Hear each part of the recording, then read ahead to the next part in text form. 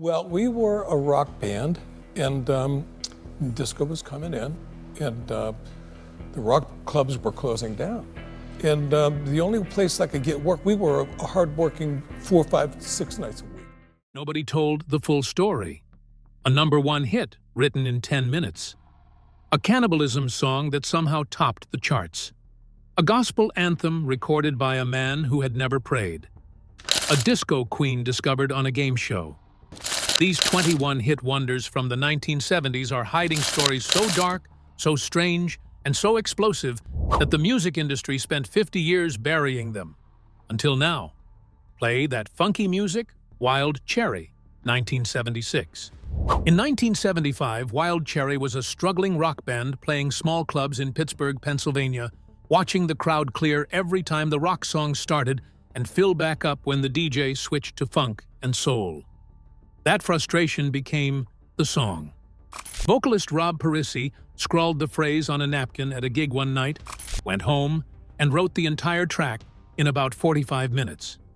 The phrase a heckler reportedly shouted at the band became the title, the hook, and the whole story simultaneously. Play That Funky Music reached #1 on the Billboard Hot 100 in August 1976 and stayed there for 3 weeks. It crossed racial and genre boundaries at a moment when those boundaries were real and visible. A white rock band playing black funk music and openly acknowledging the tension in the lyrics was an unusually direct commercial move for 1976. The song spent 26 weeks on the chart in total, an extraordinary run for a band with no commercial infrastructure behind it. https://www.culturesonar.com/the-1-hit-wonder-file-play-funky-music/Wild Cherry followed up with several more singles that went nowhere. The band broke up by 1979. But the song never stopped. Vanilla Ice built Ice Ice Baby around its bass line in 1990. The track has appeared in dozens of films and commercials. The napkin never left the world. Kung Fu Fighting, Carl Douglas, 1974. This song was never supposed to exist as a song. Carl Douglas recorded Kung Fu Fighting as the B-side to a track called I Want to Give You My Everything for producer Bidoo in a London studio session in 1974. The entire recording took 10 minutes. Douglas improvised most of the lyrics on the spot. The intention was to fill the other side of the vinyl and move on. Bidoo noticed something in the recording that Douglas had overlooked and decided to make it the A-side of the single. That decision proved to be a remarkable one. Released in October 1974, Kung Fu Fighting became a global sensation, selling around 11 million copies worldwide. It climbed to #1 in the United Kingdom, the United States, Canada, and Australia at the same time, an achievement few songs could match. Much of its success came down to perfect timing. During the early 1970s, martial arts had become a massive cultural phenomenon in the West, largely fueled by the popularity of Bruce Lee's films. Following the release of Enter the Dragon in 1973, people everywhere were fascinated by Kung Fu, practicing moves and discussing Eastern philosophies. Kung Fu Fighting arrived right at the height of that craze and quickly became its defining anthem. Douglas released follow-up singles for years without approaching anything close to that commercial altitude. The song remains one of the fastest-written, least expected global #1s in music history. 10 minutes of work, a lifetime of royalties. Dancing in the Moonlight, King Harvest, 1972. King Harvest recorded Dancing in the Moonlight in a single session and released it on a small label with minimal promotional support. The song still reached #13 on the Billboard Hot 100 in 1973, simply because radio programmers could not stop playing it.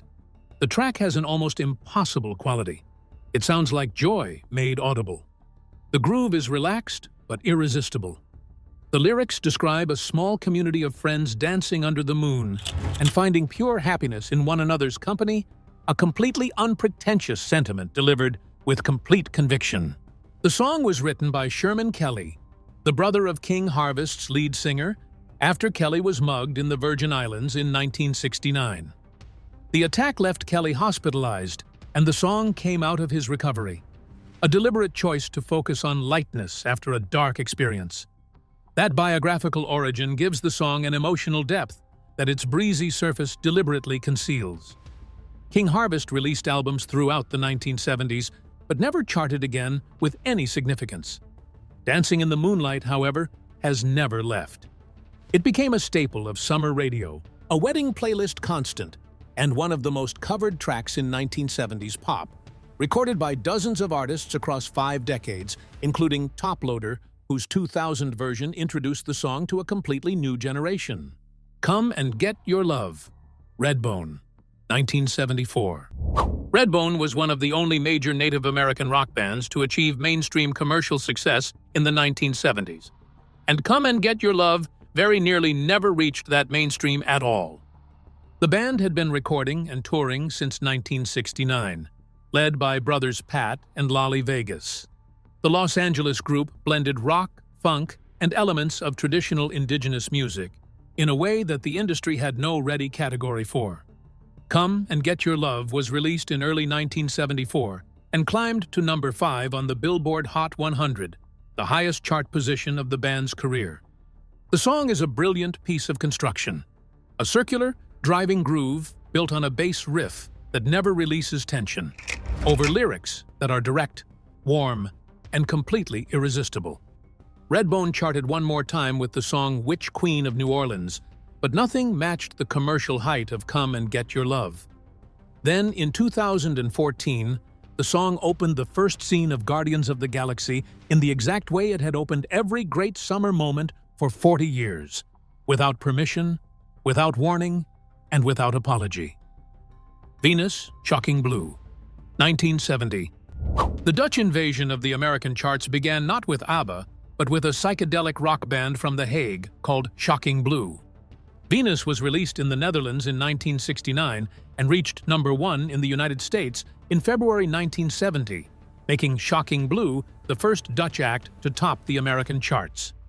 The song spent 5 weeks at number 1 and sold approximately 1 million copies in the United States alone. In the United Kingdom, it peaked at number 8, a chart performance that understated the song's actual cultural footprint. The track carries a specific quality that defies easy description: sultry, hypnotic, built on a guitar riff that sounds ancient and modern simultaneously. Lead singer Mariska Veres brought an intensity to the vocal performance that made the song feel genuinely dangerous in ways that most pop music of the era carefully avoided. After the massive success of Venus, Shocking Blue managed to score a few additional hits across Europe, but none came close to matching the song's extraordinary popularity in the United States. Despite their talent and continued efforts, the band was unable to recreate that level of international success and eventually disbanded in the mid-1970s. Years later, the group's lead songwriter, Robbie Van Leeuwen, stepped away from the spotlight while vocalist Mariska Veres passed away in 2006.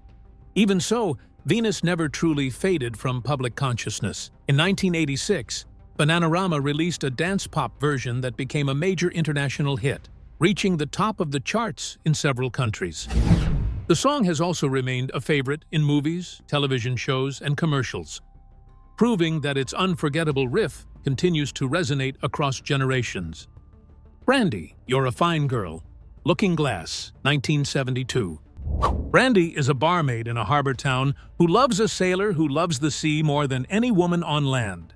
That is the entire story of this song, and it is completely perfect.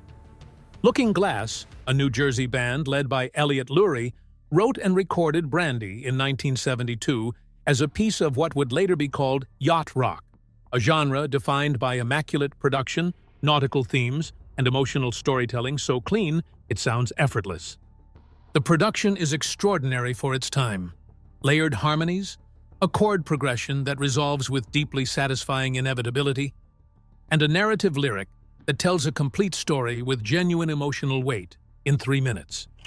Looking Glass released several more singles and one full album, but never came close to the chart success of Brandy. Lurie later moved into film scoring. The song outlived the band entirely and remains one of the most beloved one-hit wonders in any decade, cited consistently by musicians as a masterclass in compact songwriting. In the Summertime, Mungo Jerry, 1970. In 1970, Mungo Jerry arrived at the Hollywood Music Festival in the United Kingdom as a relatively unknown group. By the time their performance ended, they had become one of the most talked-about acts of the year. It was at that festival that British audiences were first introduced to In the Summertime, a song that quickly captured the public's attention. Within just days of its release, the track climbed to #1 on the UK charts and became a major hit. What made the song stand out was its unique blend of musical influences. Drawing inspiration from skiffle or jug band music and boogie styles that had largely faded from mainstream pop, Mungo Jerry revived these sounds with remarkable energy and charm. The result felt both familiar and refreshingly original. Ray Dorsett's relaxed yet engaging vocal delivery added even more personality to the track, giving it a natural warmth and authenticity that studio production alone could never create. In the Summertime became one of the best-selling singles of 1970 worldwide, reaching #3 in the United States. The UK sales figure of 6 million copies made it one of the fastest-selling singles in British chart history up to that point. The song sold so quickly in some markets that pressing plants could not keep up with demand, a supply problem that limited its chart position despite the actual volume of purchases. The song has been used in films, advertisements, and television productions more times than any catalog department can accurately count, and has been covered hundreds of times across multiple genres. Mungo Jerry charted again with Lady Rose and All Right, All Right, All Right in the UK, but never approached the global commercial height of In the Summertime. Spirit in the Sky, Norman Greenbaum, 1970. Norman Greenbaum was a Jewish musician from Massachusetts who wrote a gospel rock song about Jesus, recorded it in one session, and produced one of the defining religious anthems in rock history without being Christian, having any particular connection to the church, or fully understanding at the time why the song worked so well. Spirit in the Sky was released in January 1970 and reached #3 on the Billboard Hot 100, selling over 1 million copies in the United States and over 1 million more in the United Kingdom, where it also reached #1.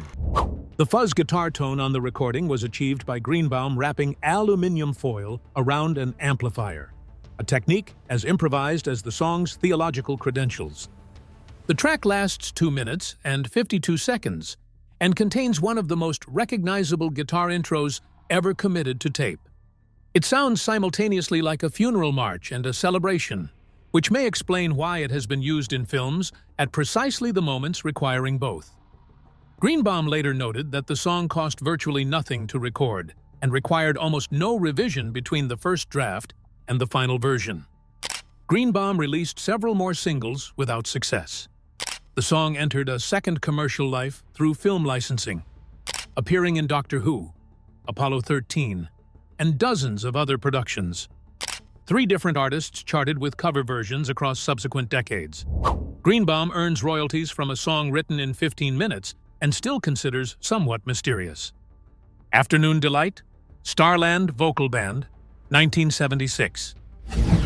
Afternoon Delight won the Grammy Award for Best New Artist in 1977 competition, included Boston. The song presented itself as a wholesome, sun-drenched piece of soft rock harmony about a midday picnic. The actual subject matter, which the band never denied, was considerably less pastoral. Starland Vocal Band was led by husband and wife musicians Bill and Taffy Danoff, who had earlier helped write Take Me Home, Country Roads alongside John Denver. Their biggest hit, Afternoon Delight, combined sweet-sounding vocal harmonies with lyrics that carried a clear double meaning. The contrast between its innocent musical style and its suggestive message sparked debate among radio stations, with some questioning whether it was suitable for daytime airplay. Adding to the confusion was the song's soft rock production, featuring gentle melodies and warm harmonies that sounded almost wholesome and family-friendly.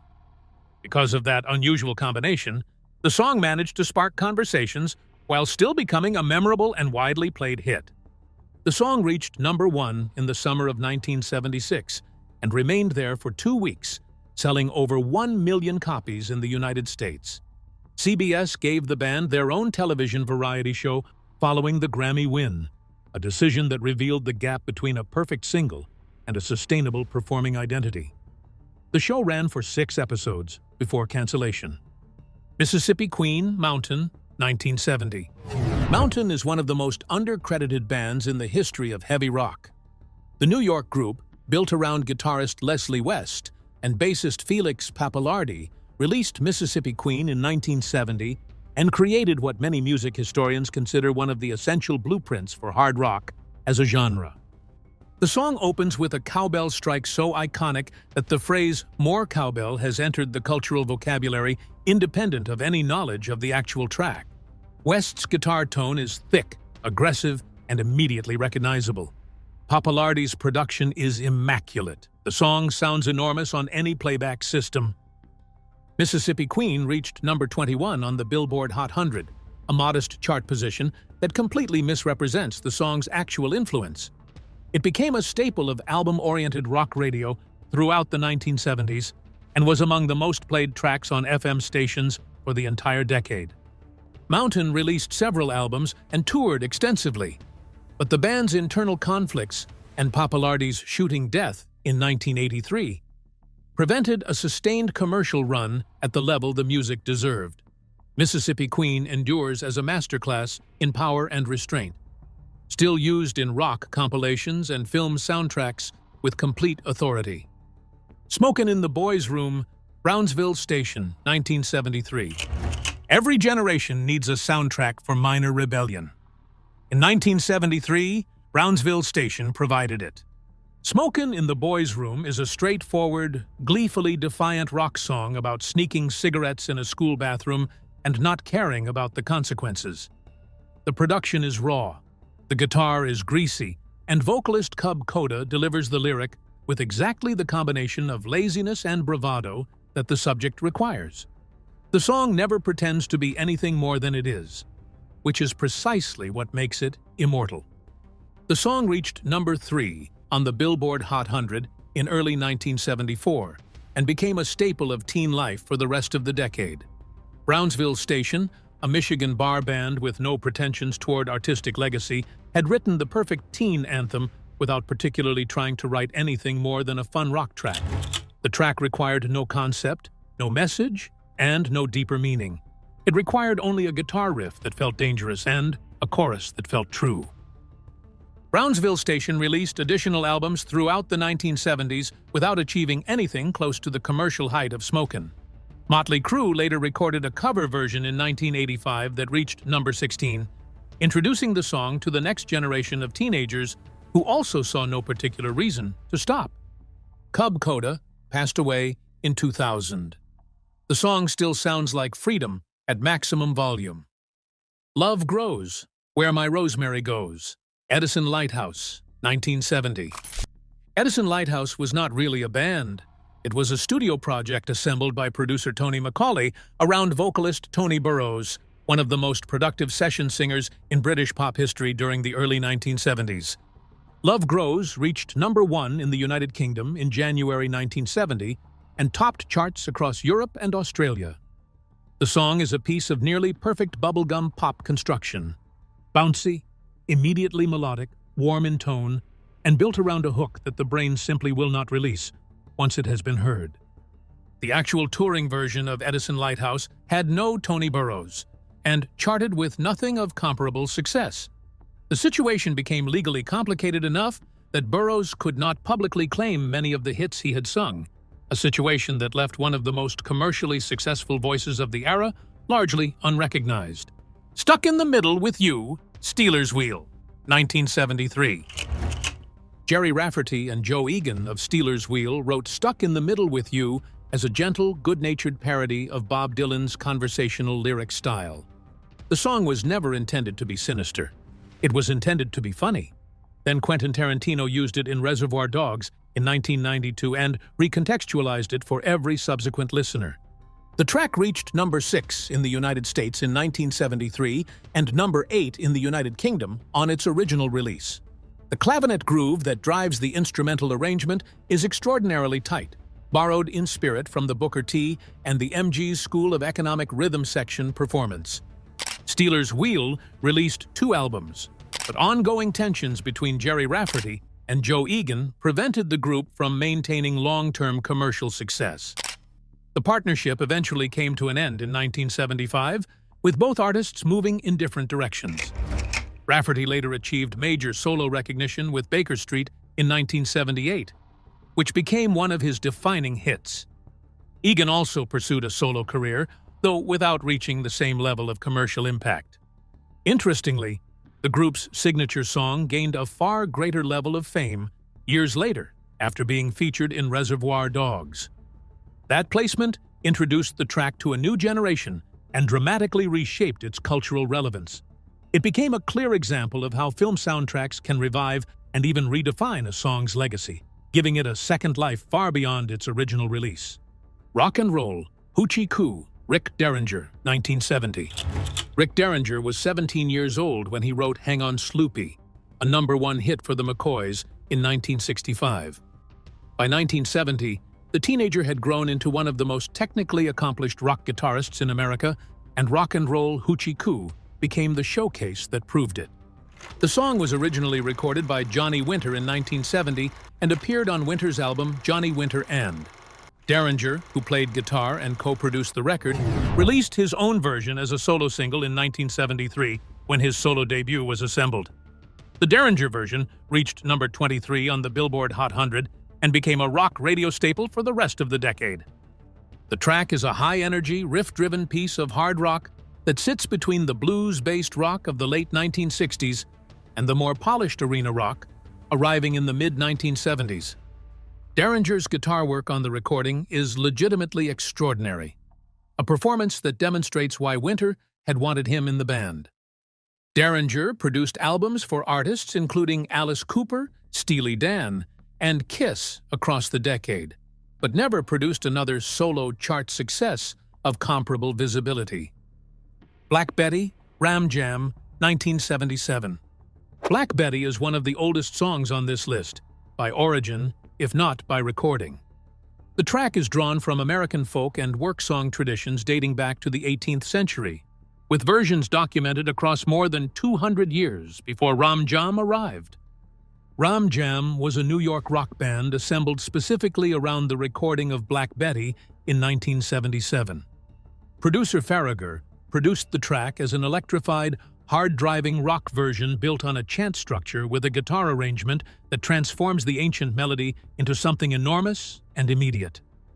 The production choice to use a stuttering drum intro before the full band enters became one of the most imitated opening sequences in 1970s rock.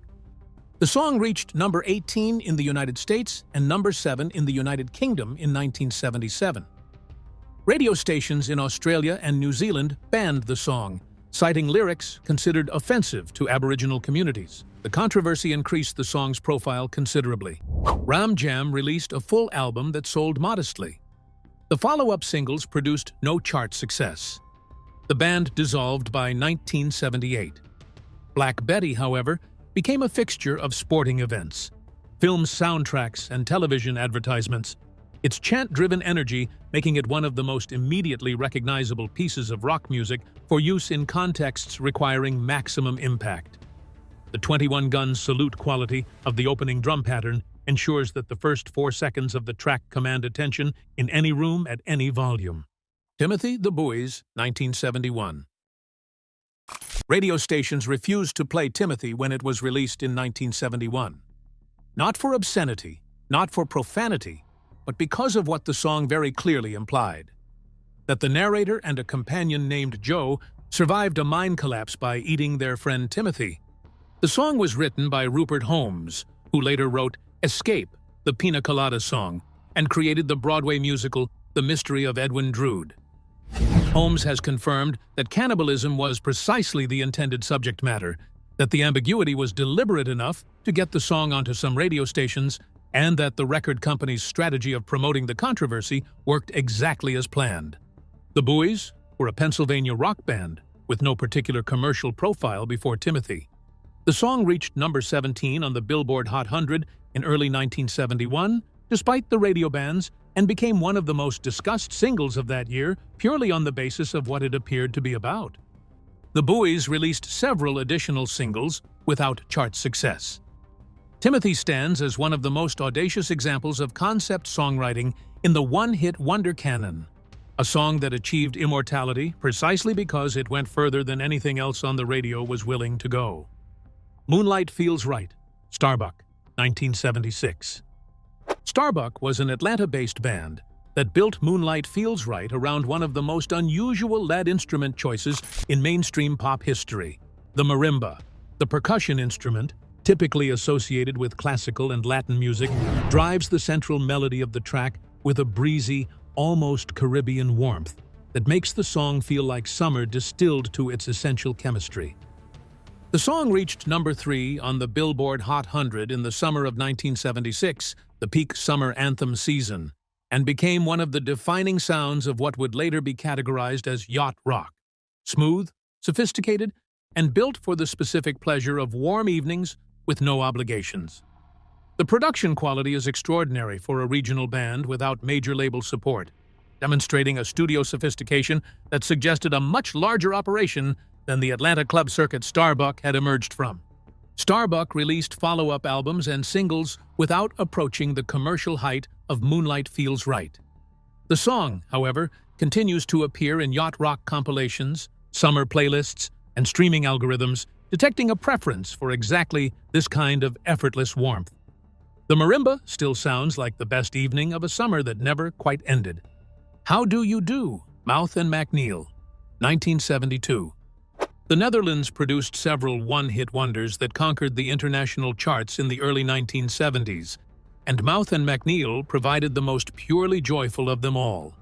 Willem Duin and Sjoukje van Spijker, performing as Mouth and McNeil, released How Do You Do in 1972. The song reached number 8 in the United States, the top position in multiple European markets, and became one of the most recognizable earworms of the decade. The production is deceptively sophisticated beneath its surface cheerfulness. The call and response between the two vocalists, the unexpected chord changes in the bridge, and the rhythm arrangement all demonstrate genuine craft. The song sounds effortless because the effort is invisible, not because it does not exist. Mouth and McNeil released additional singles that performed well in European markets, but the global commercial reach of How Do You Do proved unrepeatable. The song maintains a strong presence in nostalgia compilations and 1970s radio retrospectives, regularly described by commenters on streaming platforms as the song that brings back every memory of early childhood in one chorus. Brother Louie, Stories, 1973. In the summer of 1973, Stories released Brother Louie, a song about an interracial romance being destroyed by family opposition on both sides. The song reached number 1 on the Billboard Hot 100 and stayed there for 2 weeks. At a time when American society was still actively negotiating the social and legal aftermath of the civil rights era, a number 1 song with this specific subject matter represented a significant cultural moment that the music press barely paused to acknowledge. Stories was a New York rock band led by vocalist Michael Brown and guitarist Ian Lloyd. Brother Louie was originally recorded by Hot Chocolate, a British band, and the UK version charted well. The Stories version was recorded as a cover and delivered with a harder, more immediate rock energy that American radio embraced completely. Stories released follow-up material without achieving comparable commercial success. Brother Louie stands as one of the more socially engaged number 1 singles of its decade and a demonstration of popular music's ability to address real social complexity while delivering an undeniable hook. Cheryl Lynn, 1978. Cheryl Lynn auditioned for The Gong Show in 1977. The performance was extraordinary enough that producer Simon Sino arranged a record deal within weeks of the broadcast. Got to Be Real, the debut single, was released in late 1978 and went to number 12 on the Billboard Hot 100 while going to number 1 on the R&B charts. The song is a late disco-era masterpiece, a vocal performance of extraordinary range and power delivered over a funk disco production built by David Paich and David Foster, 2 of the most accomplished studio musicians working in Los Angeles at that time. Lynn's delivery on the opening sequence alone, a sustained, escalating run that demonstrates complete vocal control over an impossibly wide range, announced the arrival of a talent that the genre had not yet encountered. Got to Be Real became one of the defining songs of the disco era's final years and a dance floor standard that has never been retired. Lynn released further material throughout the 1980s with modest chart success, but nothing that approached the commercial impact of Got to Be Real. Which of these is the ultimate 1970s one-hit wonder? Drop the answer below, like this video, and subscribe for more.